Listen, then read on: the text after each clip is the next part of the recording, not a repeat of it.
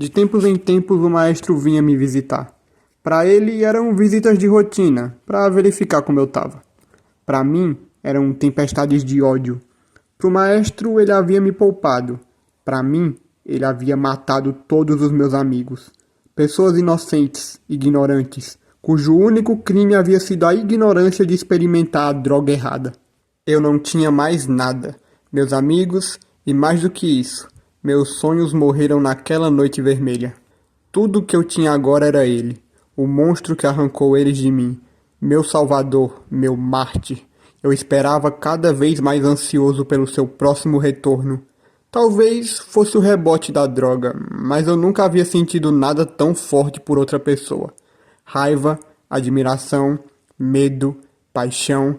Eu precisava me aproximar, entrar em sua vida, entender o que ele era. Essa é uma frase dos arquivos secretos do Remy, onde ele basicamente descreve todo o sentimento que ele tem pelo Veríssimo, uma pessoa que é quase como um mentor para ele. Ou até mesmo, talvez, uma espécie de figura paterna de certa forma. Tanto Remy quanto Maria são dois personagens que eu passei a achar bem subestimados pelo fandom de Ordem, já que muitas vezes eles são resumidos a apenas o casal, e não os personagens individualmente. Então eu decidi falar um pouquinho sobre a interpretação que eu tenho sobre cada um desses personagens. Amor e ódio andam lado a lado. Isso é uma frase que a Escarlata disse tanto pro Remy quanto pra Maria, e é uma frase que o Remy meio que se apropriou pra ele. Tanto que ele basicamente fala isso de novo quando eles invadem a base dos Coraças e começam a lutar contra eles. E essa em si é uma frase que eu acho que casa muito bem com o personagem do Remy, porque na história dele inteira, amor e ódio meio que andam sim lado a lado, principalmente na relação dele com o Veríssimo. Ele amava e admirava o Veríssimo, e por isso ele não poderia deixar de odiá-lo, porque para ele, esses dois conceitos não são coisas distintas, eles andam juntos. Justamente por isso ele teve todo aquele arco de acreditar que queria matar o Veríssimo. Todo o arco de crescimento do Remy envolvendo o Veríssimo é bem interessante para mim.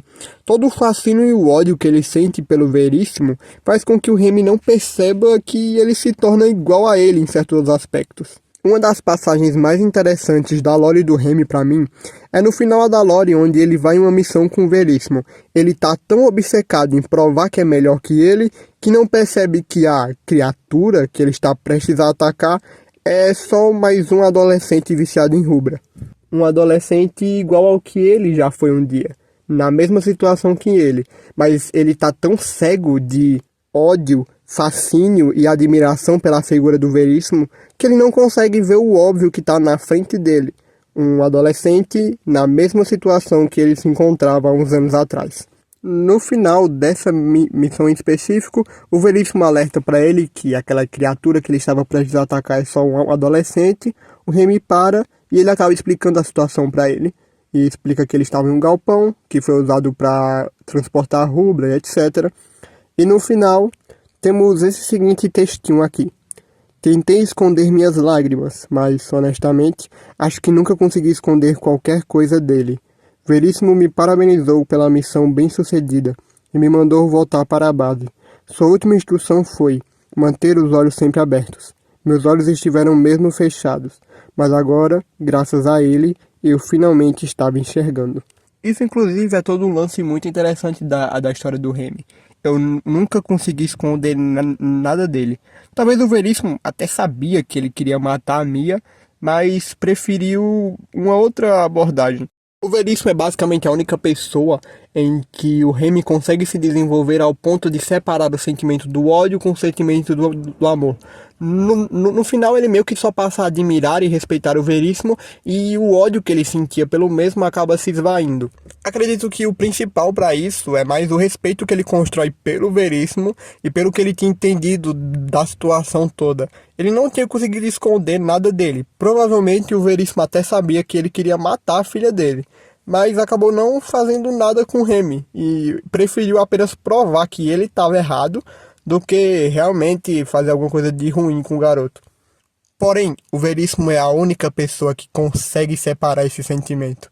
O Remy segue com o sentimento do ódio ligado ao sentimento do amor. Isso acontece especialmente com a Escarlata. Na época do Hexatombe, eu queria muito que os protagonistas se aliassem ao Psicoleira.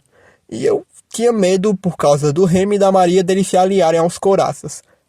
Porém, analisando toda essa situação hoje em dia, eu acho improvável que o Remy se aliasse aos Coraças, mesmo que ele quisesse.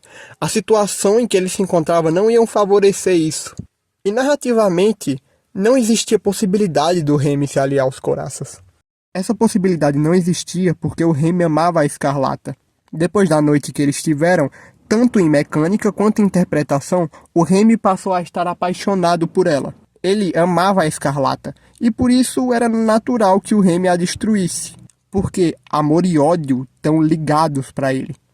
Maria é justamente quem desconstrói toda a ideia de liderança que o Remy tem. Uma das coisas que o Remy mais julgava no Veríssimo era a forma com que ele organizava a ordem, como se ele não fosse um líder bom o suficiente. Só que Maria, pelas suas atitudes imprevisíveis, acaba fazendo o Remy perceber que não é tão fácil assim gerir um grupo de pessoas. Pela sua personalidade instável, Maria faz ações e toma atitudes que vão contra basicamente todo o grupo, que colocam todo o grupo em risco. Veja a cena com que ela ataca Cindy, por exemplo. Quando ela ataca a Cindy, ela desconstrói toda a organização do grupo, todo o grupo que o Remy está liderando. Maria é justamente a pessoa que faz Remy perceber quem ele é de verdade.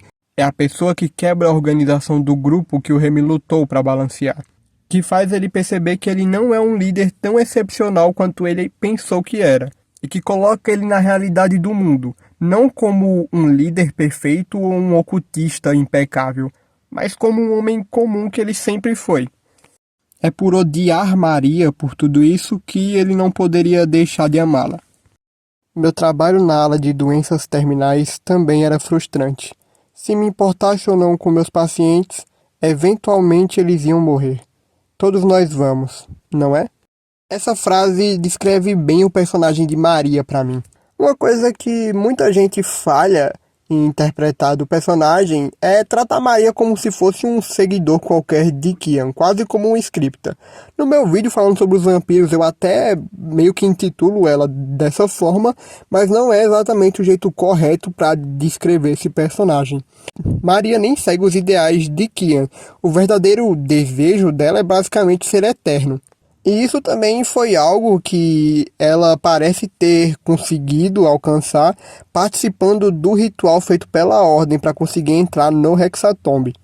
Ela inclusive expressa às vezes o desejo de continuar naquele corpo, até porque ela sempre pareceu expressar essa vontade de querer ser eterna e a troca de corpos é uma alternativa bem fácil para isso. Mas ainda assim, Maria às vezes continua a tratar Kian quase como uma figura religiosa. Não é à toa que ela clama por ele no momento da morte. Mas porque Maria mesmo parece apontar que a vida que ele vivia antes disso era basicamente uma vida entediante. E provavelmente passou a enxergar Kian em toda essa mitologia ao redor dele meio que como uma forma de escape da realidade. Algo parecido com o que muitas pessoas fazem na vida real com religião mesmo. Mas eu acho um equívoco tentar intitular Maria como um seguidor qualquer de Kian, como qualquer outra scripta, já que as intenções e os desejos dela vão totalmente contra os planos de Kian, que se tratam de deixar de existir para sempre, enquanto Maria deseja ser eterno. Inclusive, em uma live, a Bagi chegou a citar que, caso Maria vencesse o Hexatombe, o desejo dela seria se tornar algo semelhante ao Kian, só que através do sangue, né? O que vai totalmente contra qualquer coisa que os scriptas pregam. Enfim, Maria e Remy são dois personagens que eu acho que parte do ódio atrelados a eles dois vem muito de algo que eu vejo acontecendo recentemente, que é esse repúdio que eles têm de odiar personagens que são moralmente questionáveis assim. Isso obviamente sempre aconteceu e sempre vai acontecer porque, enfim, tem um fandom é feito de inúmeras pessoas e essas pessoas têm opiniões diferentes umas das outras.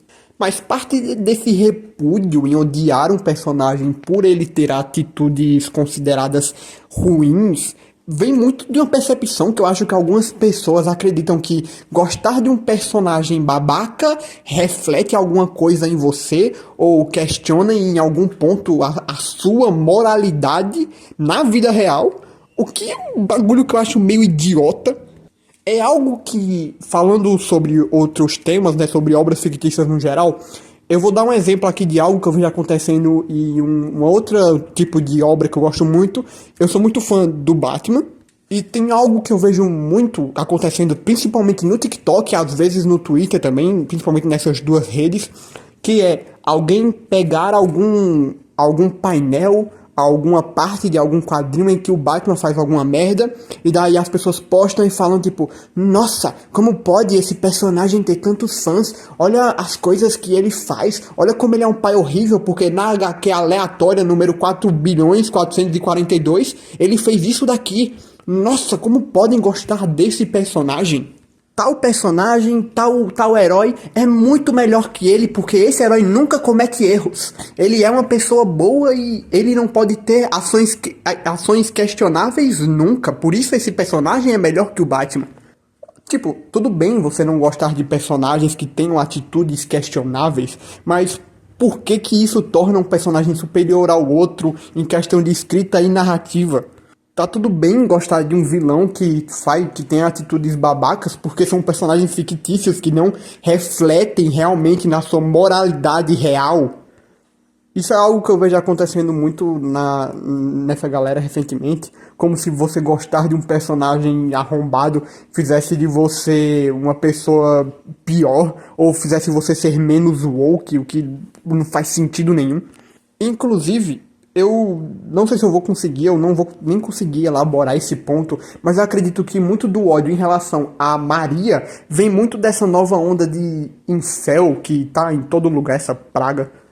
Enfim, são dois personagens que eu acho muito interessantes e que eu acho eles muito legais em si. Eu não sou tão fã do casal em si, as interações entre eles dois. Eu acho que eles têm uma proposta mais interessante quando eles estão... Tipo, eles são interessantes juntos, muito por essa relação de amor e ódio, mas eu gosto mais deles como casal esteticamente quando eles estão... numa relação não monogâmica, né?